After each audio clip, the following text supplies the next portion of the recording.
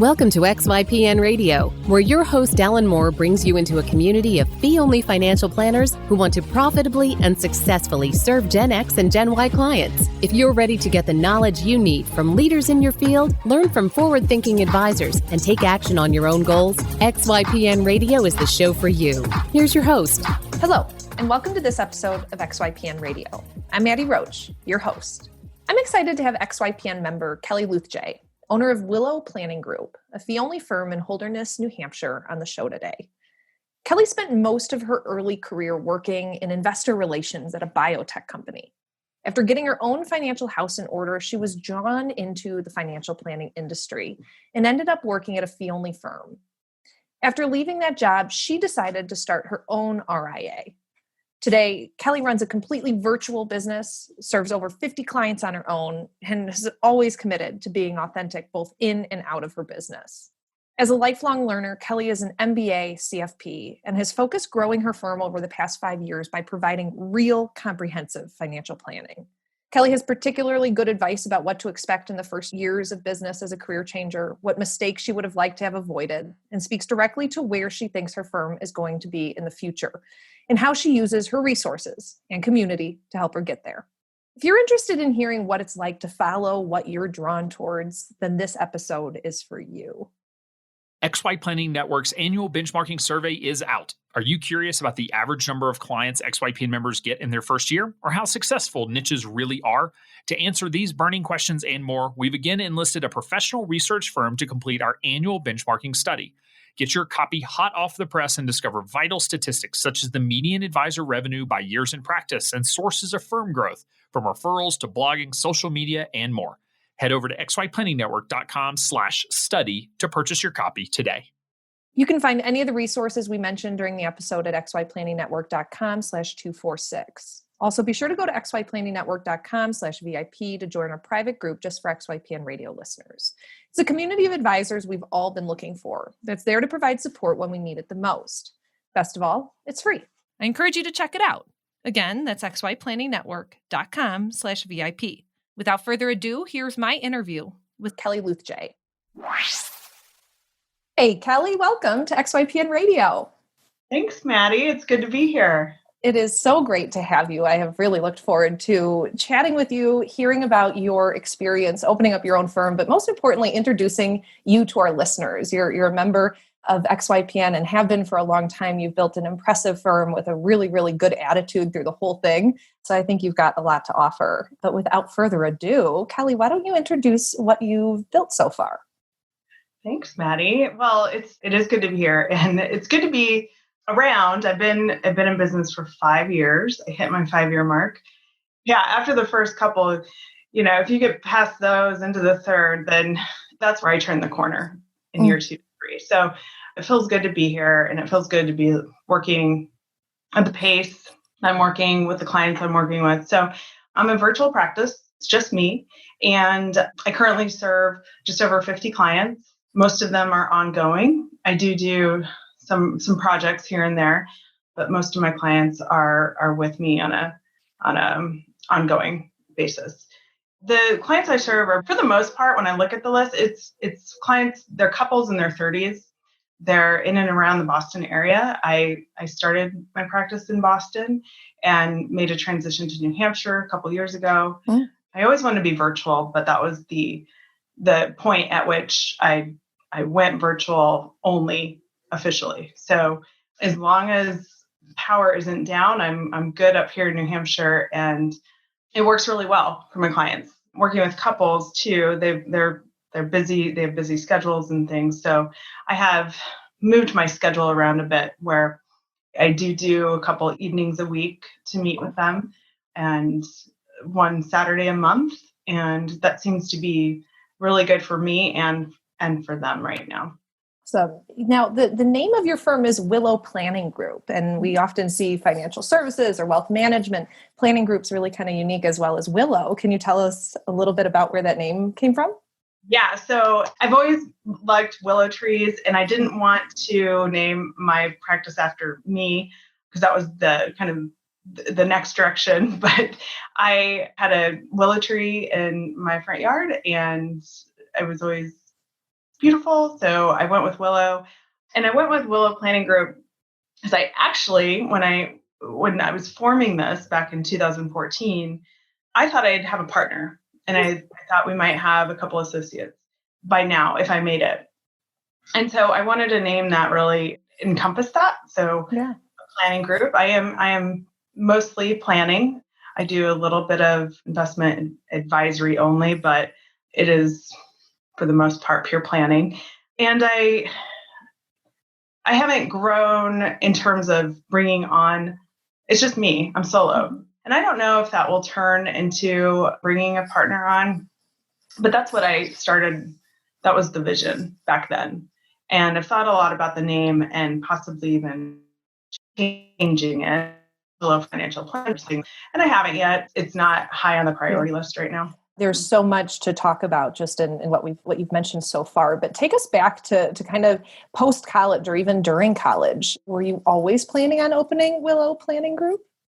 I thought I would open a business someday. I didn't know what it would be. I didn't know my thing. Mm-hmm. So I was a career changer into financial planning. So about 10 years ago, I decided to do this. And I worked for 10 years before that, doing something different. In that 10 years, I did go to business school, and that really piqued my interest on, what will I do someday? And it was actually that process of going back to school and then going back into work full time and really understanding my own financial situation with student loan debt. I didn't have debt from undergrad, but for business school, I took that all on myself. And so, I was living in the city in Boston, and it's a very expensive city. I was living on my own. I had a good income, but something just wasn't quite right. And I had to figure out what it was. And so I really took a good look and created my own financial plan. I didn't have, I didn't know who to talk to about it. And I didn't have any investable assets. I just had a 401k. So I didn't know who to turn to for advice. So I worked on it myself. I got myself out of debt. I took a very structured approach to that for a couple of years, made some big life changes, and then realized that this is what I wanted to do. So I started the education piece. I took a financial planning course, and I left my full-time job, and I did consulting to kind of get me through while I was taking the course. When I got done with that, I did take my first planning job. I worked for a very small fee-only firm, and I did that for a couple of years to get some experience and to begin kind of my CFP journey too. Wow. I started studying for that right after the planning course and doing my first job, which was it was good for me. I took a huge pay cut, but it was something I really wanted to do. And that's something I encourage my clients to do because it changed the course of my life and my career. So it was all worth it. So I worked toward the CFP and decided that this was the thing that I wanted to start. So I opened up Willow Planning Group. Wow. What industry were you in before? So I did investor relations for biotech companies. I fell into that. I graduated school. I lived in Boston and wasn't sure what I wanted to do. I went to a temp agency to get a job so that I could pay my bills. And I was placed with a biotech in the area, and that grew into a full-time position. I was there for over 4 years and went back to school, came back out and went to a couple other companies and really actually loved what I did. It wasn't that I didn't like it. I just liked something better. Yeah. And that's a really good position to be in, to be able to pivot and say that you're happy where you're at. But if this doesn't work out, or if I decide that I don't like it as a career, hey, I had something that I could go back to that I enjoyed.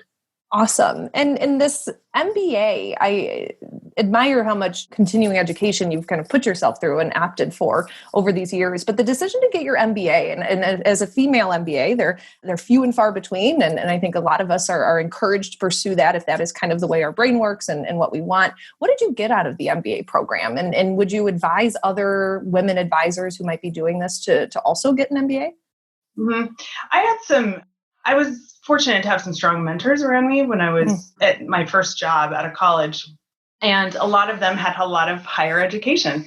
And so it was something that I was thinking about. I didn't necessarily, I loved my undergrad years. I just wasn't sure what I wanted to do. And so that educational experience wasn't as great for me. So when it came to, being influenced by good people who wanted to see me succeed too. So I decided that the MBA was probably more along my own skills, and I thought it was just numbers, right? So when I went to school, it was a lot about leadership and learning and working in teams, and I really liked that. And it was a really good experience for me. And I did I went to an all-women's business school, it was great too. And learning from other women and talking more about gender dynamics in the workplace and really kind of thinking about my own experience and what it is that I want for other young women coming into the workforce. And that's really something I've always gone back to. It's like, what did I need when I was, starting my career or going back to school or putting a stake in the ground? And I think that's for a lot of the people that I work with now, they're trying to figure out some of those things too. And so it's nice to be able to relate to that and have really meaningful conversations that's not just about your 401k investments or whatnot. Yeah. And then the CFP curriculum, were you working full time while you were going through those courses? I was. And I had a hard CFP journey in terms of the test. And I bonded over it with other planners who are out there. I left the first firm I was working with.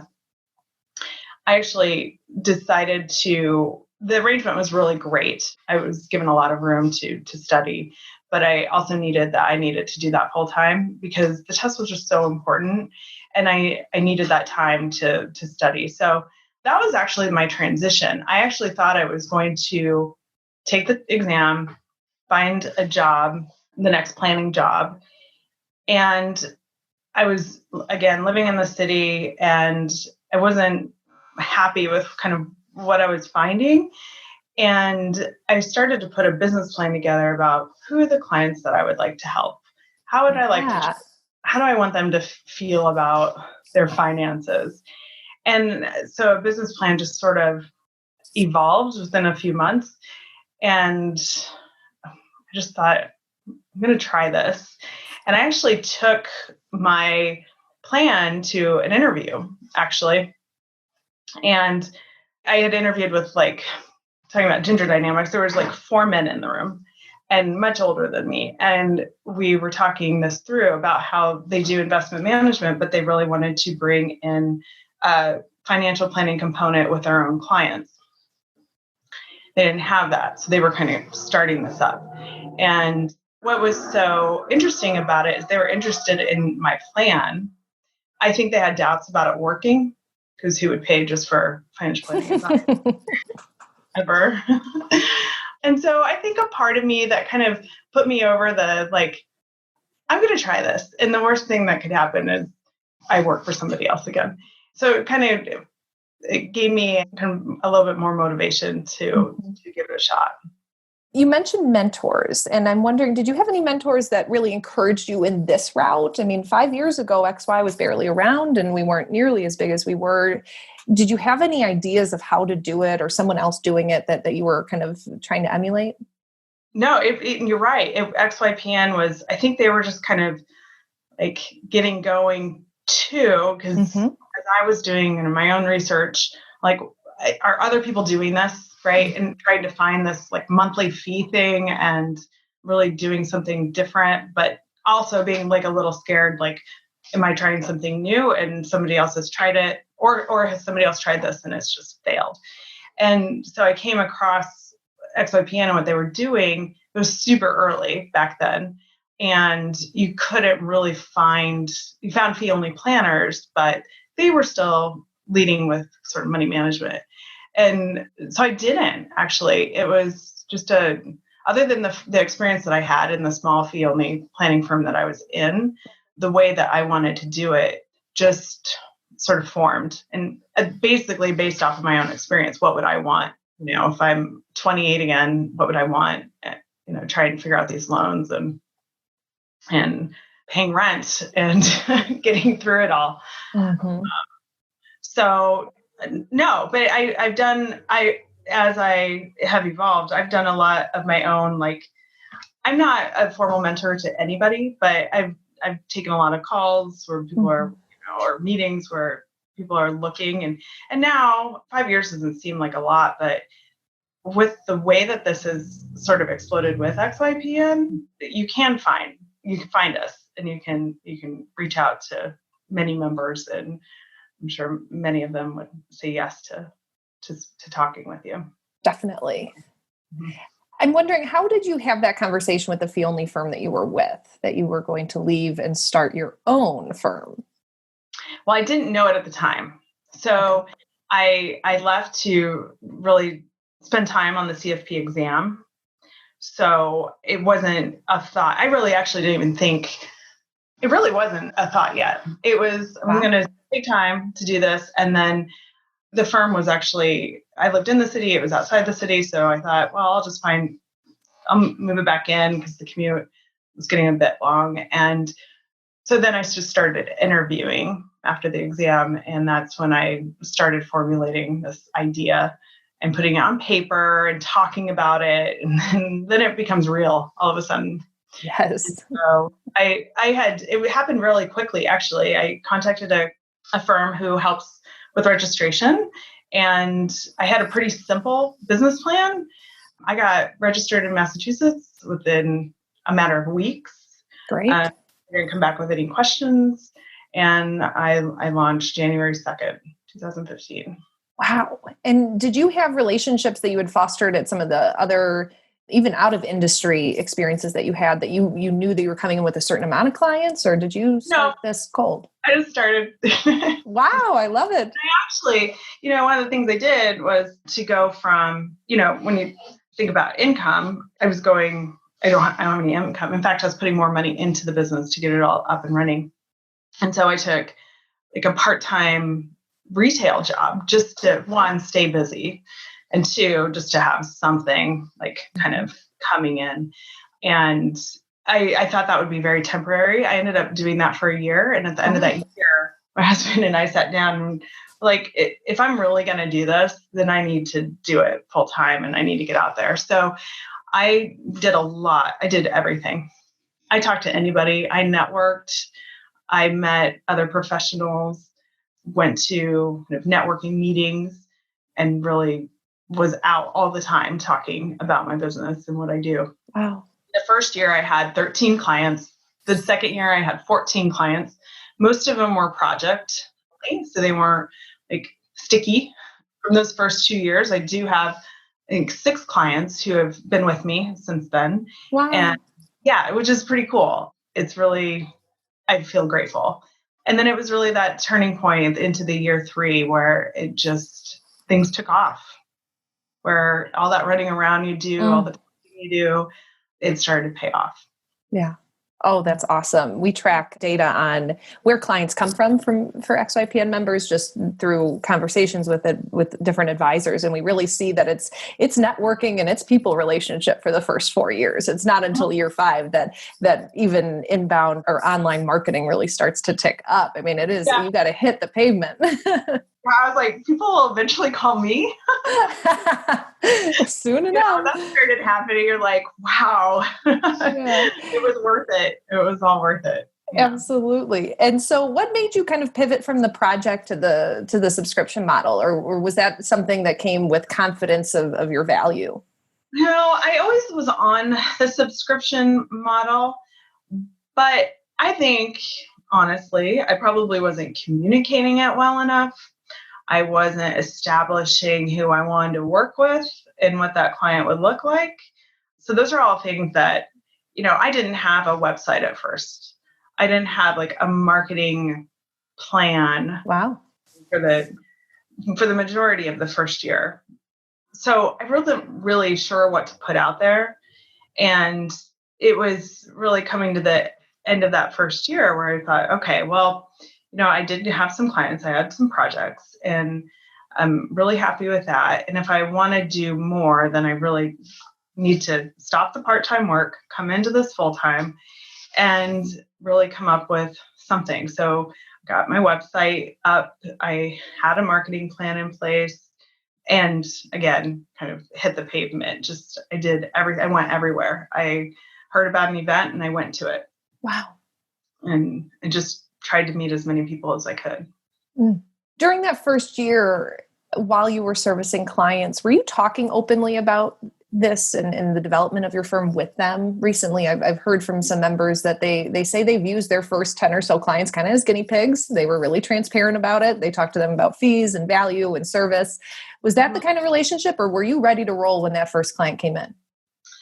No, I think that it's fair to say that I did talk to them about it. And when I look at the folks I worked with, many of them knew me already, and they had never done any financial planning. So they were curious. It seemed probably safe because I was a friend already and I was open about like where I am. Mm-hmm. And so, yeah, I think that did happen a lot the first year into the second year.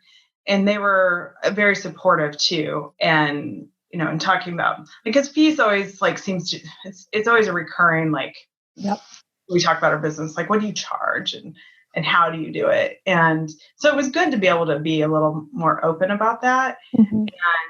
And, understand why people will pay for advice and guidance. And so I did have some good conversations. Yeah. Awesome.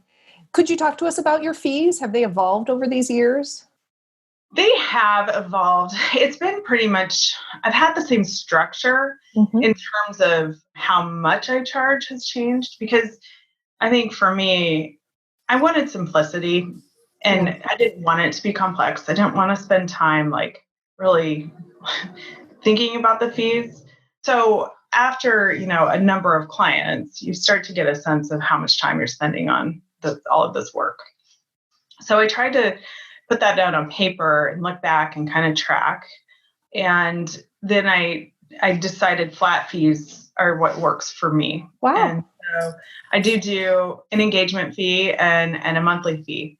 And it depends on the official term's complexity. But, if I'm working with a single person versus a couple or a family, those are different issues and more data to go through, and probably different goals.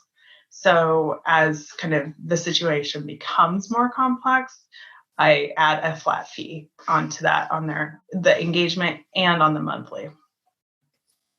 Interesting. So almost 3 tiers of fees?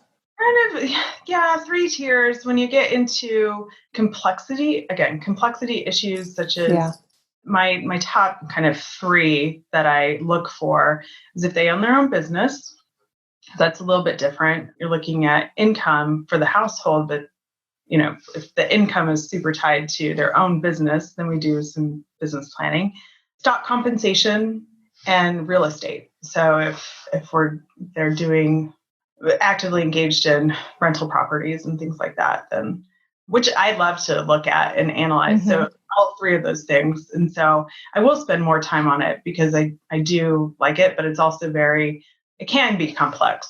Yeah. In the household financial plan. So is that monthly fee the same for every client regardless of complexity? Because then you have that complexity aspect on top. Yeah, well, and that's where it starts to get like, oh, you could go back and forth and round on this. And I've decided to keep, like, as a complexity issue comes on, I add a flat fee on it. It's Got it. Generally a minimum of $50 as like a flat fee add-on per month. Mm-hmm. That's where it starts. Awesome. And how transparent are you with your fees with your clients, both on your website and in the conversations that you're having while they're prospective clients? Pretty transparent. It's on my website. And I'm looking for, not that I don't have a niche where it's like a certain profession or single women or something. It's more about, this is my onboarding process. We have a phone call and we do everything electronically. We have virtual meetings. So if you're looking for somebody who's going to sit down with you in person or bring a paper document to the meeting or pieces of that, that's not how I'm going to work together. Mm-hmm. And it's okay if you want those things. Absolutely. It's just, that's not what I'm doing. So the onboarding process can be, I like to have that kind of happen quickly and having the first couple of meetings very quickly so we can start the ongoing process, which is creating a base plan and then moving into a month-to-month fee arrangement and meeting quarterly. So my process is really active too. And if folks are looking to have an active relationship with their planner, then this is the type of process that I've built so that one, I think it's good for the client, but it's also good for me because too much time goes by, so many things can happen. And it's better for us all to be on top of it in my practice. And I know it's just one way of working. And so my clients are looking for that active management. We talk about everything. We prioritize. Not everything happens up front. If they, I've had people come to me because they want to talk about their 401ks and opening another type of account or what they should do with an old 401k. And after a couple minutes, it evolves into like, well, okay, let's start with cash flow. Mm-hmm. And let's talk about some debt that you have hanging out there. Or, you're surprised by your taxes this year. And did you know what benefits you have at work? And so then the investment part actually kind of is deprioritized. And that's just in the first initial call. And so they learn a lot too about, it's not just, it's about several planning topics is what I do anyway. Mm-hmm. And then they understand that oh, okay, this is not just about my money. It's about kind of living a life and having all these pieces in place. Yeah. Very comprehensive for sure. Yeah. I admire your commitment to being virtual, and I'd love for you to explain that a little bit more to the listeners about why it was a hard line with you that this was going to be a virtual business and that you were going to meet virtually, and then thoughts on, is it all video conference or is it over the phone? Yeah. So when I started, I thought virtual, this was also one of those things that not a lot of it was out there. There were a few people doing it, and I was very interested in it because we do like to travel and we like to be other places and set up shop and stay places for a while. So I wanted to be able to do that and still work with my clients and still have a business. And so that was one of the things that was always on the list. And when you are starting out, I think I hear this from a lot of other planners. I mean, we do what we need to do in order to start our business. So, and I gladly did it. I met clients at their homes. I had a couple of clients come to my house. Oh. I did co-working spaces with conference rooms, which actually worked really nicely. And I had a few clients that would do phone calls or virtual. And those are all really good experiences, right? Like trying to understand how you get there. Mm-hmm. And I was making the transition, even living in Boston and working with local clients. We were still getting to that place where we were doing virtual meetings. It was that move that really, it was like, this is happening and this is what I'm turning to do. And at that point too, I had a practice and I had good relationships. So everybody transitioned well, it seemed like on my side anyway. And when folks call me now, because I still pop up like I'm in Boston on sites and stuff, even though I've tried to change it, it's not easy. And they'll think I'm in the city, and I kind of stop right there and I said, this is what I do. And I've only had everybody's very like, oh, okay, that I see, that works. Okay, that's cool. And I've had since then one person just say, we'd rather meet with somebody in person. I mean, we had a great conversation and that was the follow-up. And I was like, that's great. You know what you want. Yep, absolutely. Talk to us a little bit about your experience being your chief compliance officer in the state of Massachusetts and now New Hampshire. Was it a different experience having to register in a new state and move the business there? Or over the past 5 years, how scary was it? Yeah. Well, Massachusetts was fine. Like I had somebody, I didn't know what I was doing, right? I knew all the pieces.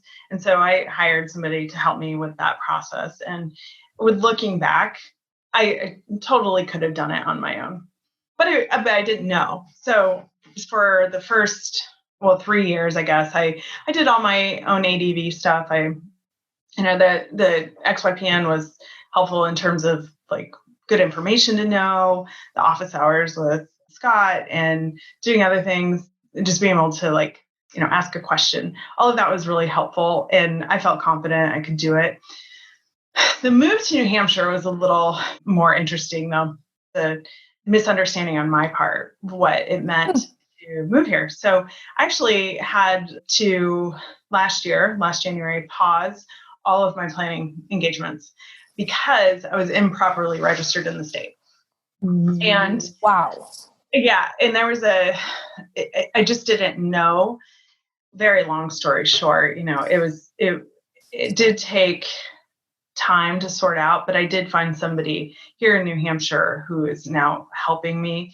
She's been working with regulators in the state for a long time. And so I did hire somebody so now I outsource it and they help me now with all of my filings. And just because now it's 2 states, so I'm registered in Massachusetts and New Hampshire. Hampshire is my home state. So it wasn't as easy on the transition, but I say that it was because I misunderstood. So if I had, I guess, read the fine print a little bit more, I think I would have been okay. It's just I missed something. And it was kind of scary, and you're getting letters from the state. And it happened in Massachusetts too, things I used the Betterment platform and Massachusetts wasn't understanding that kind of very well. So, I've had to talk with them about what that means. And so I've had those interactions with regulators. This was the first time where it didn't feel great because I had to stop everything and wait until I was approved to actually talk to clients. So I was kind of shut down for about a month last year. Interesting. Can I ask what you missed? Because aren't you allowed to work with clients in every state so long as you aren't at the de minimis level or something like that? Yeah. So New Hampshire has a business formation law. Interesting. And it had to do with that. And I wasn't registered in the state as a business. So from my understanding, it was separate from being an advisor in the state, but it still carried a lot of weight with regulators because I wasn't properly registered as a business. And I was doing business in the state because I had already lived here for 6 months.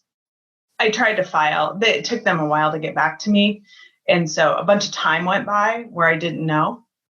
So when they asked for all the information that they do when they do these audits, it went all the way back for a few months. Yeah. And where if there was tighter communication, it would have been it wouldn't have been as big of I don't think as big of an error, but some time had gone by. That's where it really kind of, because then, it just was a lot of paperwork, and I self-reported myself to CFP board and everything. And yeah, I sent all the documentation. So it was a great learning experience, but it was, it took a lot of time, took a lot of brain power. I got through it, and having somebody help me on that side of things is well worth it right now. Absolutely. Thank you for sharing that story. I appreciate the transparency with it. And I think, like you say, it's a really good learning experience that certainly won't happen again. And for our listeners, what a great gift to them to know that, there's some fine print to consider as you move to different states. We often get members saying, I currently live in California, but, in the next month or two, I'm going to be moving to Nebraska. And should we register in one or two? And that's really the compliance area. And they help make that decision with them. But moving is definitely something to consider. Mm-hmm. It is. Yeah, it can have an impact. Mm-hmm. Talk to us about the future of Willow Planning Group. I know that you were one of about 15 advisors that came out to Bozeman last May for our Accelerate conference, which is our advanced member retreat for folks that have a certain level of revenue, about 150, and are servicing a certain number of clients. Kelly fits that bill. I would love your feedback about what you've done to kind of vision board your future. And it sounds like you've been really intentional about how you've built your firm. So I'd expect that this has some intentionality behind it too. Mm-hmm. And that conference was fantastic. It was a small group. I learned a lot. I think most of us did. We all came out ready to what's next? And then it actually gave a lot of us paused. We're like, oh, wait a second. Is this what I want? So the vision or the future, it changes. In 2018, I was starting off my fourth year of business, coming off a really good year, and then, getting refined even more. And that was super exciting for me. And I was ready and I was totally motivated. And, some other things happen in life. And I had a personal situation that I had to spend more time on. And so I didn't grow as much as I had set off to do in 2018. And after that conference, I was just so pumped. But I had to take a pause, and that was okay. It was completely fine. So I learned a lot in that, same advice I give clients is that, what do you need and what do you want? In terms of career satisfaction, money, other things. And I have successfully gotten to the place that I need what I need to get out of this and more. Do I have some goals? I do. I don't know if those goals are attainable with me doing all of this on my own, but I'm also not ready to expand people yet, unless it's possibly a partner. Kind of managing an in-house person to help me do the actual work. I'm not ready to do that. I have hired in the past. I had kind of an internship role for a while, and I learned a lot from it. And I know that it took a lot off my plate, but it took a lot of training too. So I know that right now I don't have time. So I don't know where it's going to go. I think I continually look at it. And I look at what I can take on, what I can automate. How do I keep the personalization still in the business? And that's always kind of leading that. I don't want to have template plans. I want very personal, good relationship with my clients that evolves over time too, growing with them. I don't know exactly. I know that I want time for myself, time for my life. I want to run a business that is satisfying, and I'm not just paying the bills. I'd like to get something out of it that's satisfactory for me, and having really fun with my clients. So, or fun time with my clients, getting to know them, and helping them, and so I don't know what that means for how many I have or what yet. Interesting. Evaluating it. Yeah. And you're right. You were actually part of the first group of our advanced member retreat when it was called Pause. And the next year it was called Accelerate. And I know several of you that came to Pause had the intention of coming to hire. And it was really kind of focused around hiring. I'm wondering what happened during that either retreat or during the months afterwards that made you kind of pause on hiring? I think there was this, doing it right? Mm-hmm. The advice is always hire before you need it. Well, most of us hire before we need it. So that right off, that's hard. Mm-hmm. If it's not a right fit, and you hear when people who have hired to other experiences, and what am I trying to say? you just try things and you see if it sticks. And hiring to me seems like that's an important thing that I'm going to spend my time working on. And if it doesn't stick, it's not like a new calendar system or a technology. Right. You can find the next one pretty easy.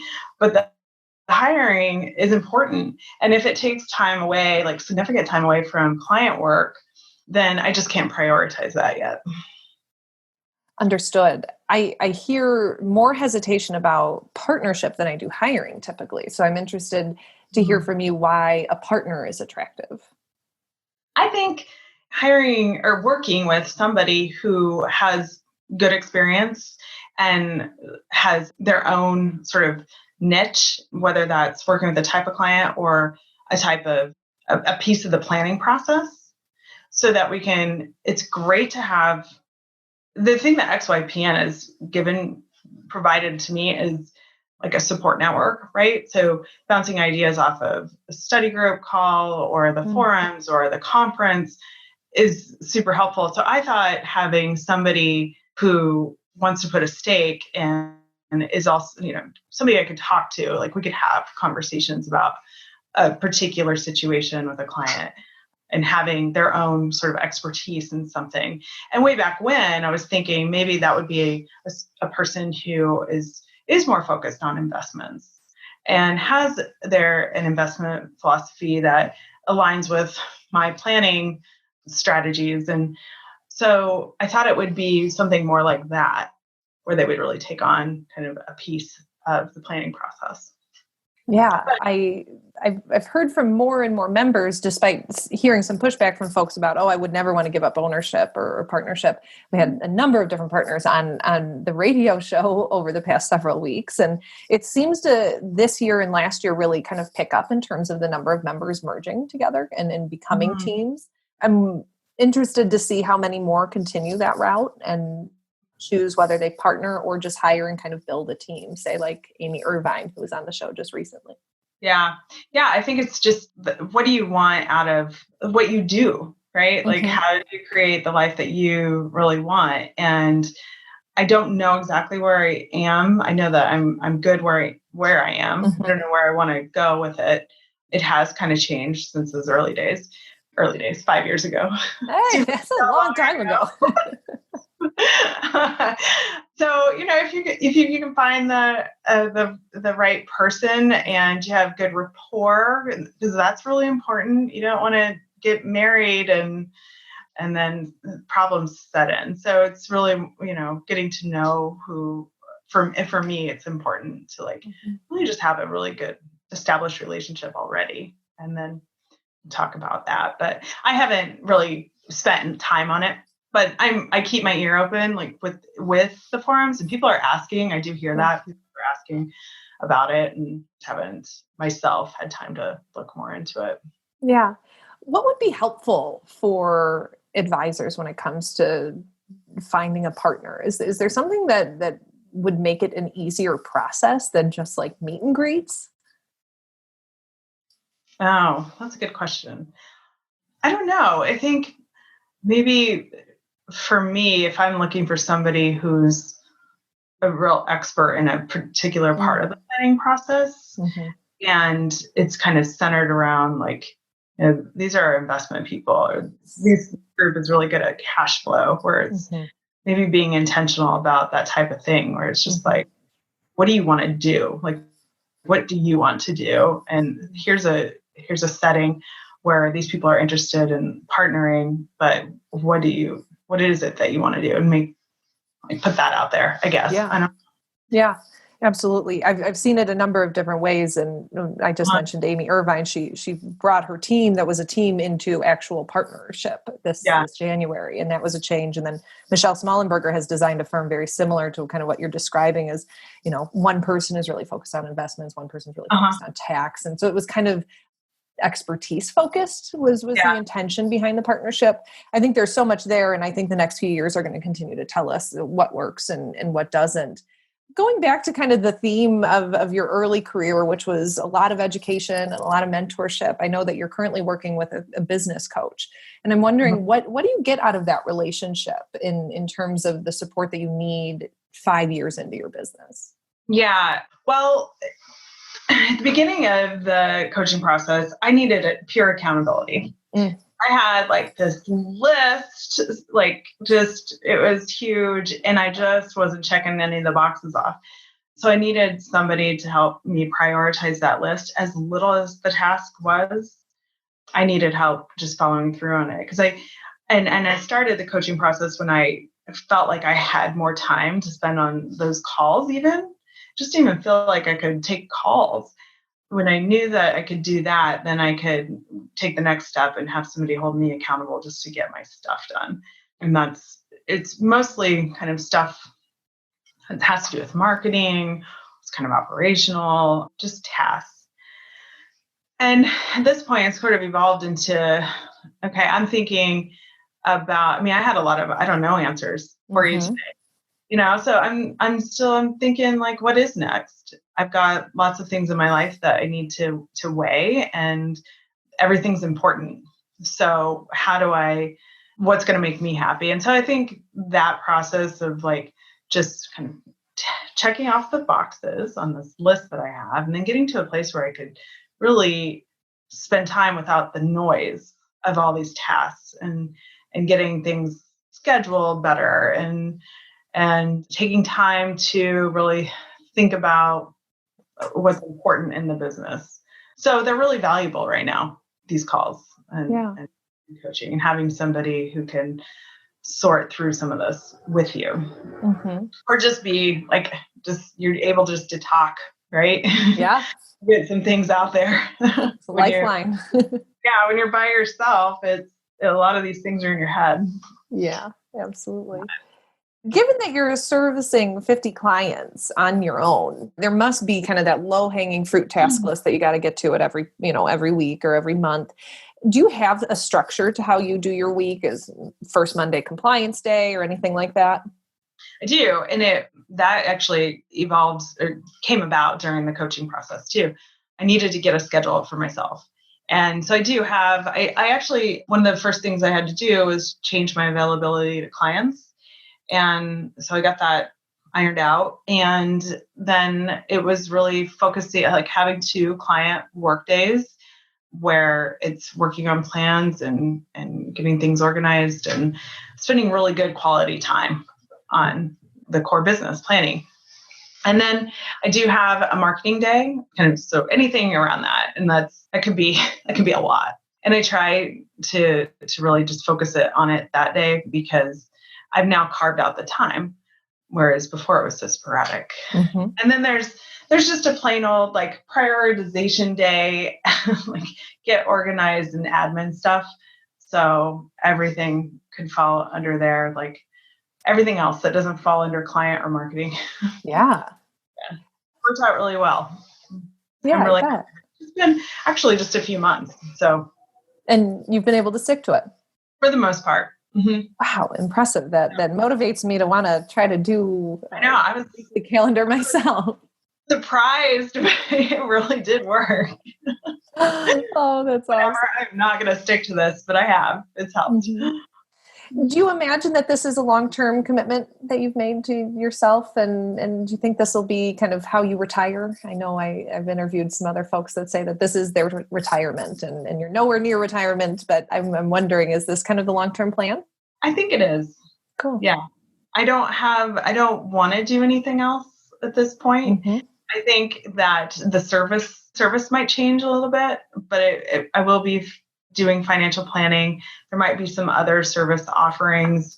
The process might change, but I do want to continue this for as long as I can. Awesome. And looking back over these 5 years, would you have changed anything? Would you have made a big pivot or a substantive change that you didn't?